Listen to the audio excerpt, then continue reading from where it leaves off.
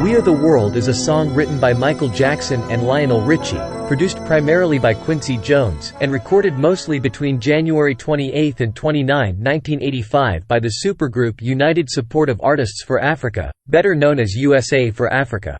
The idea to record an American charity single to raise funds for famine relief in Africa came from Harry Belafonte, who was inspired by the Do They Know It's Christmas project carried out in 1984 by mostly British artists. Belafonte's plan was to include in the single the best-known American artists of all generations who were active in the music business at the time, a goal that was not fully met, as several of the great stars who shone in decades prior to the event and even contemporaries, did not participate in the recording. It is important to note that the recording of We Are the World was scheduled for January 28, 1985 because it was the night of the 12th American Music Awards, which would bring together the most popular artists of the moment in the same city at the same time and with all expenses paid.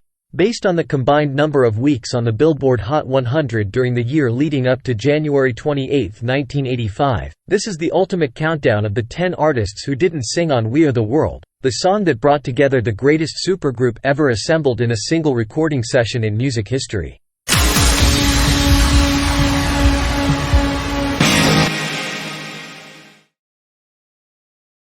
Number 10. Dan Hartman.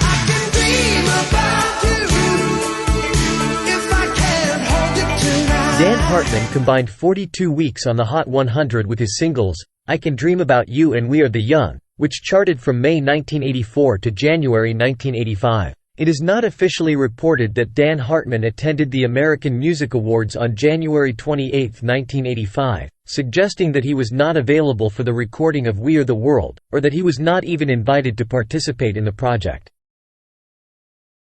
Number 9. Kool and the Gang. Kool and the Gang combined 43 weeks on the Hot 100 with their singles, Joanna, Tonight, and Misled, which charted from January 1984 to January 1985. Both Robert Bell and James J.T. Taylor, members of Kool and the Gang, attended the American Music Awards, suggesting that they were available for the recording of We Are the World, but were not invited to participate in the project. Ironically, Kool and the Gang did participate in the recording of Do They Know It's Christmas, which took place just a few months earlier in the city of London. Number 8. Ray Parker Jr.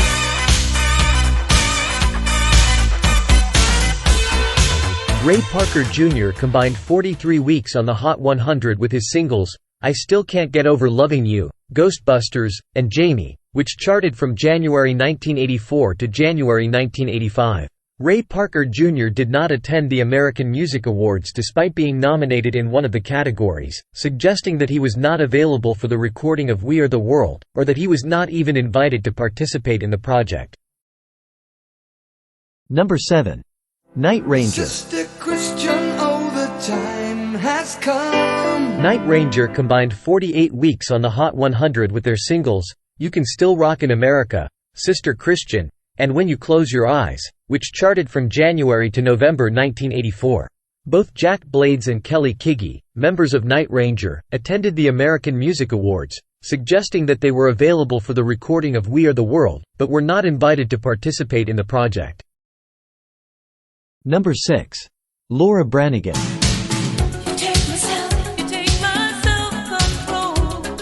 Laura Branigan combined 52 weeks on the Hot 100 with her singles, Self-Control, The Lucky One, and Ti Amo, which charted from April 1984 to January 1985.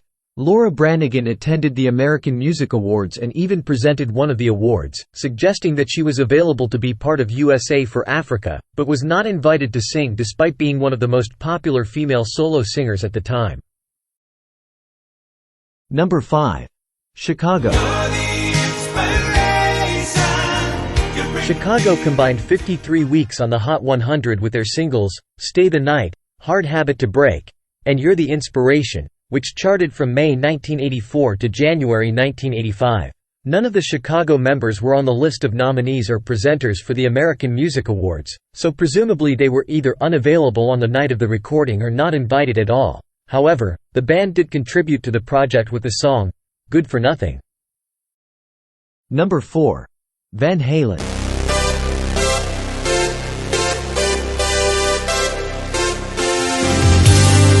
Van Halen combined 57 weeks on the Hot 100 with his singles, Jump, I'll Wait, Panama, and Hot for Teacher, which charted from January 1984 to January 1985. The hottest rock band of the moment was on tour the night of the recording of We Are the World, so they couldn't even attend the American Music Awards even though the band was nominated in one of the categories. Number 3. The Cars. The Cars combined 68 weeks on the Hot 100 with their singles, You Might Think, Magic, Drive, Hello Again, and Why Can't I Have You, which charted from March 1984 to January 1985. None of the members of the Cars were on the list of nominees or presenters for the American Music Awards, so presumably they were not available on the night of the recording of We Are the World, or were not invited at all. Number 2. Madonna.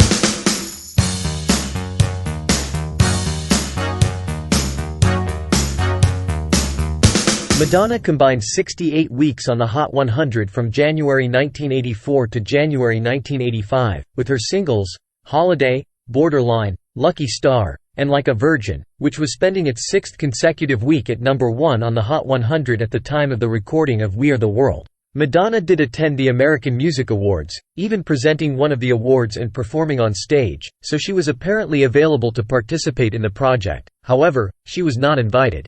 That was confirmed by Nile Rodgers, producer of Like a Virgin, who said in an interview that Madonna was not even invited to the recording of We Are the World, which was very disappointing for her, since she was in town that same night and was willing to be a part of USA for Africa. What's even harder to understand is that Madonna was already the biggest female star of the moment, with the number 1 song on the Hot 100 and an album that would reach number 1 on the Top 200 just 2 weeks later, so the decision not to call her to participate was made for no apparent reason. Asked why Madonna wasn't invited to sing, Lionel Richie didn't mention any particular reason, only saying that it wasn't easy to contact and engage so many artists in such a short period of time back then. On top of that, he was hosting the American Music Awards that same night, so it wasn't easy for him to coordinate such a large number of invitations among so many other things to do. As of 2024, the mystery remains. Number 1. Prince.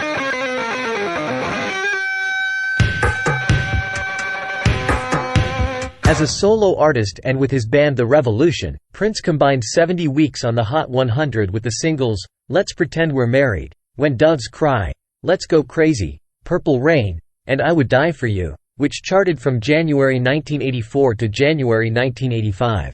Unlike all of the artists previously mentioned in this countdown, Prince was invited to sing on We Are the World. However, he requested an exclusive room for himself in the recording studio because he didn't want to be part of the crowd. He also offered to play a guitar solo, which was not required for the song, so Lionel Richie ended up not calling him anymore and giving his part to Huey Lewis.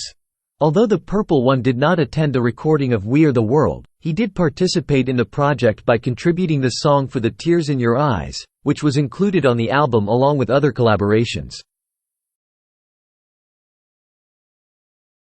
This was the ultimate countdown of the 10 artists who were not part of USA for Africa, the greatest supergroup ever assembled for a single recording session in music history. Check out these other ultimate countdowns and be sure to subscribe.